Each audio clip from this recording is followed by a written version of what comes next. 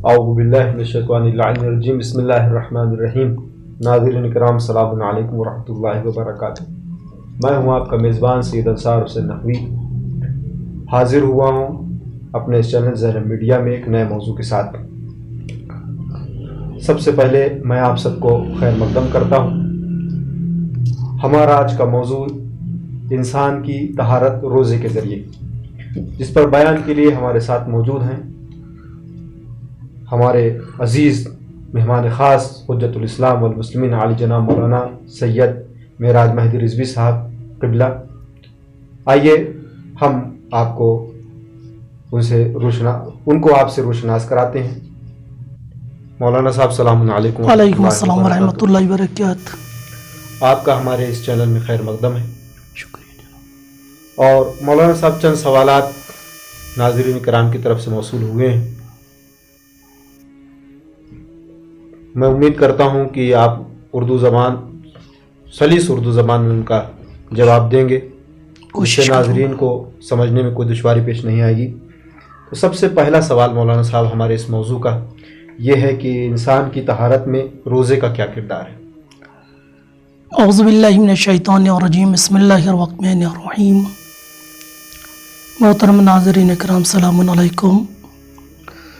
बहुत अच्छा सवाल आपने अंसार साहब के ज़रिए हम तक पहुँचाया कि इंसान की पाकीज़गी, इंसान के तहारत में गुनाहों से की आलूदगी से बरी होने में रोज़े का क्या किरदार है जी। अब ये वही चीज़ है, रोज़े का फ़ायदा समझ लिया एक दूसरे आसान और सलीस लफ्ज़ों में कि रोज़े के क्या फ़ायदे हैं, क्या फ़वायदे हैं। बहुत सारे फ़ायदे हैं। इसके पहले भी मैं कई मकामात पे अर्ज़ कर चुका।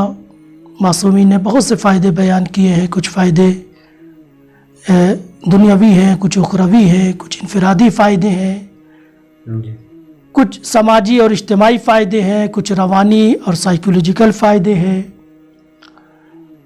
उन्हीं तमाम फ़ायदों में से एक फ़ायदा यह है कि रोज़ा माह रमज़ान का रोज़ा इंसान को तमाम गुनाहों से या तमाम आलूदगियों से, तमाम कसाफ़तों से पाक और ताहिर कर देता है। माशाअल्लाह, सुभान अल्लाह, सुभान अल्लाह। चुनांचे मासूम फरमाते हैं क़ाला रसूलुल्लाह सल्लल्लाहु अलैहि वसल्लम शहर रमज़ान शहरुन फ़रज़ल्लाहु अलैकुम सियामहु।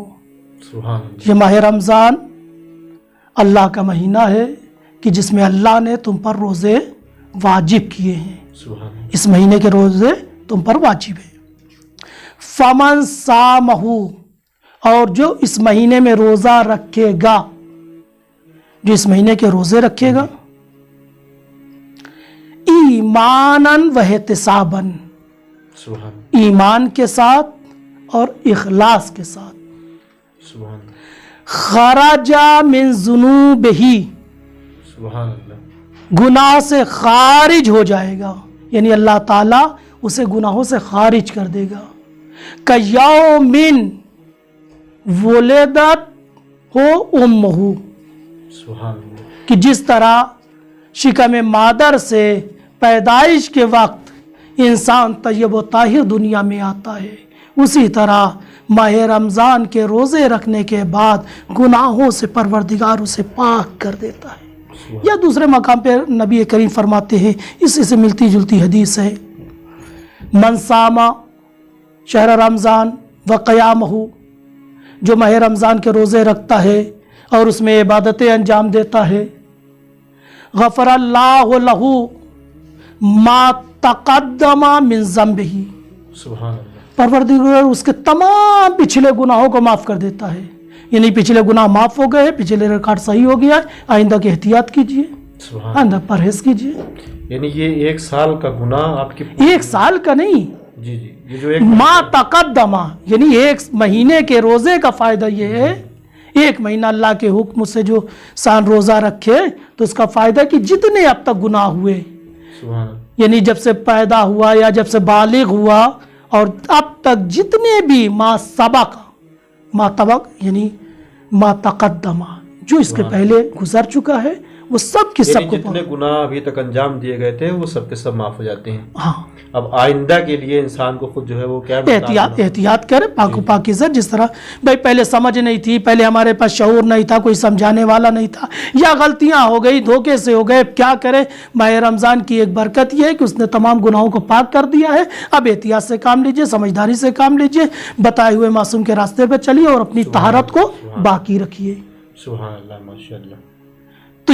तो ये फ़ायदा है, खुद अपने आप में फ़ायदा कि यानी इसमें आप देखें, इसमें और कोई चीज़ का इजाफा नहीं किया गया है कि बंदा बहुत इबादत करे, बहुत अलबत्ता ये सारी खूबियाँ हैं, इबादत करे, ज़िक्र अल्लाह करे, तस्बीह पढ़े, और बहुत ज़्यादा कुरान पढ़े, सदक़े दे, सारी खूबियाँ हैं। दर्जात को बुलंद करेंगे, रोज़े की अहमियत को बढ़ाएंगे। जैसे कि होता है, घर है उसको आपने बहुत खूबसूरत सजा दिया है, जितना आप उसको कीमती बनाते जाएं, अपने रोज़े को जितना ये सारे काम करते जाएंगे, रोज़ा कीमती हो जाएगा। लेकिन अगर कोई काम किसी वजह से नहीं कर सकते, सिर्फ वाजिब नमाज ही पढ़ सकते हैं और दूसरे काम नहीं कर सकते, सिर्फ थोड़ी सी तलावत कर सकते हैं, फिर भी ये रोज़ा ही काफ़ी है। लेकिन शर्त है ईमान के साथ हो, इखलास के साथ हो। सुभान अल्लाह, माशाअल्लाह, आपने बहुत ही उम्दा जवाब दिया। मैं समझता हूँ कि नाज़रीन कराम भी इस जवाब से मुतमईन होंगे। और ये दूसरा सवाल मौलाना साहब हमारे पास आपके लिए ये है कि आपकी खिदमत में दूसरा सवाल ये है कि ईमान और इखलास वाले रोज़े के शराइत क्या हैं? हाँ, बहुत अच्छा सवाल किया। इसमें दो शर्त आई थी ना, मन सामा फमन सामा ईमानन व एहतिसाबन। जो इंसान ईमान के साथ और इखलास के साथ अल्लाह के इस महीने में रोज़ा रख लेगा, खरजा मिन ज़ंबिही, वो अपने गुनाहों से खारिज कर दी जाएगी, यानी दूर कर दिया जाएगा, गुनाह सब खत्म हो जाएंगे। और किस तरह का यौमिन वुलिदत हो उम्मुहु, जैसे माँ पैदा करती है, जैसे तय्यब ताहिर दुनिया में आया था, गोया माह रमज़ान से निकलने के बाद उसी तरह तय्यब ताहिर। लेकिन जो आपने सवाल किया कि कौन सा मतलब रोज़ा ईमान वाला रोज़ा है, कौन सा रोज़ा, उसकी कोई पहचान होती है?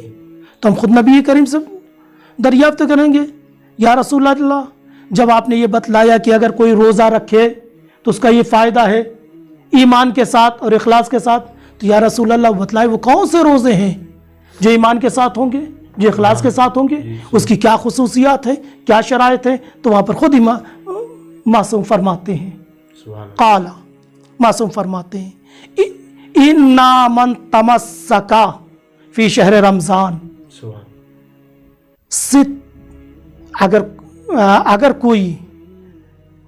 अगर कोई माह रमज़ान में अपने आप को कंट्रोल कर लेता है तो परवरदिगार क्या करेगा? सित्तता खिसाल,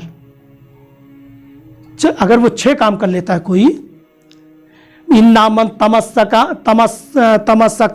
फी शहर रमज़ान सित्तता खिसाल, अगर कोई रोज़ादार, रोज़ा रखने वाला 6 काम करे माह रमज़ान में, 6 काम करे, गफरल्लाहु लहू ज़ंबहू, यानी ये 6 काम करने के जरिए से जो है यानी ये 6 खिसलत, ये 6 खासियत, ये 6 शराइत। कौन सी शर्त है? वो ईमान वाले रोज़े की, इखलास वाले रोज़े की। हर रोज़ा ईमान वाला रोज़ा नहीं है, हर रोज़ा इखलास वाला नहीं है। ये 6 शर्त है जिसके लिए मासूम फरमाते हैं, इन्ना मन तमस्सका फी शहर रमज़ान सित्तता खिसाल, 6 चीज़। गफरल्लाहु लहू ज़ंबहू, परवरदिगार अगर ये यानी रोज़ादार, रोज़ा रखने वाला माह रमज़ान में रोज़े के साथ ये 6 काम कर ले तो परवरदिगार उसके गुनाहों को माफ़ कर देगा। पहला क्या है?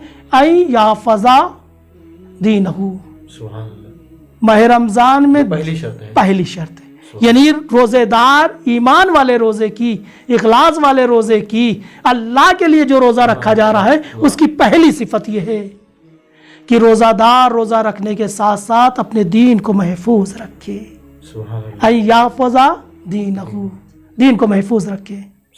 दीन का महफूज रखना है जैसे नमाज पाबंदी से वक्त अव्वल वक्त पढ़े, छूटने नहीं पाए, और जो दीन के अरकान वो छूटने नहीं पाए। वा यसूनो नफ्सहू, नफ्स की पैरवी से बचे, ख्वाहिशात की पैरवी से बचे, शैतान की पैरवी से बचे, नफ्स को अपने कंट्रोल में रखे। यसेला रहमहू, और अपने अजीज़ व अकारीब ज़वील क़ुरबा से ख़ानदान वालों से सिले रहम करें, हवाले पुरसी करें। इंसानियत यानी दर्स इंसानियत, ये नहीं कि सिर्फ अपने ही ख्याल रखे। देखिए कोई ख़ानदान में कोई गरीब तो नहीं है, कोई ज़रूरतमंद तो नहीं है, कोई मोहताज तो नहीं है, सहरी के लिए है कि नहीं, अफ्तार के लिए नहीं, सिला रहम में यानी कुनबे वालों के लिए। तो तीसरी शर्त हो गई। चौथी शर्त यह है ला यूज़ी जारहू, अपने पड़ोसी को नुकसान न पहुंचाएं। यानी ये सब शरायत हैं रोजादार की, माशाअल्लाह। यानी जो रोजा अल्लाह के लिए रखा जा रहा है उसकी शर्त है कि आपका पड़ोसी आपसे परेशान ना हो, शाकी ना हो। यानी अगर पड़ोसी जो है वो रोजेदार से शाकी, इसका मतलब रोजेदार को अपने रोजे की तरफ देखना पड़ेगा। हाँ, रोजा मुकम्मल नहीं है।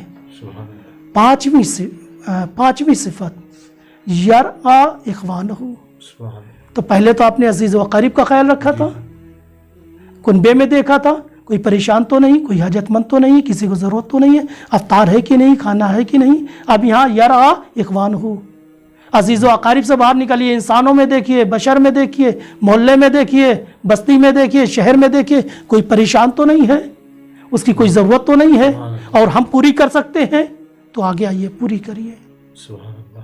ये 5 हो गई। और छठी जो सबसे अहम है, यक़ज़ुना लिसानहू, अपनी ज़बान पे कंट्रोल रखे, क्योंकि न जाने कितने गुनाह इसी ज़बान के ज़रिए से हो जाते हैं, हमें पता भी नहीं चलता और हमारी इबादत को भी ज़ाया कर देते हैं, हमारे ज़िक्र को भी ज़ाया कर देते हैं। तो ये 6 सिफत, दीन को महफूज रखें, नफ्स को अपने कंट्रोल में रखें, अज़ीज़ व अकारिब ज़विल कुर्बा की ज़रूरत जाए, उनके हालात देखें, उनसे सिले रहम करें, पड़ोसी को नुकसान न पहुँचाएँ, अजियत न पहुँचाएँ, बिरादरान इंसानी मोमिन ईमानी उनका ख्याल रखें और अपनी ज़बान को कंट्रोल करें, ज़बान को ज़िक्र इलाही में खर्च करें, इधर किसी की ग़ीबत में, किसी की बुराई में खर्च न करें, क्योंकि सबसे बड़ा गुनाह जो इंसान करता है वो ज़बान का गुनाह है। सुभान अल्लाह, माशाअल्लाह। मौलाना बहुत ही उम्दा आपने जवाब मरमत फरमाए और मैं उम्मीद करता हूँ नाज़रीन कराम को भी पसंद आए होंगे। और मैं एक बार फिर से आपका मुतशक्किर हूँ कि आप तंगी वक्त के बावजूद हमारे इस चैनल पे तशरीफ़ लाएँ और उम्मीद करते हैं कि इंशाअल्लाह आइंदा में भी आप इसी तरीके से आते रहेंगे और हमारे नाज़रीन और मोमिनीन किराम की समातों को जो है वो मुनव्वर करते रहेंगे। नाज़रीन किराम, अब वक्त हो गया है कि मैं आपसे विदा चाहूँ। इंशाअल्लाह फिर हाजिर होंगे एक नए मौजू के साथ।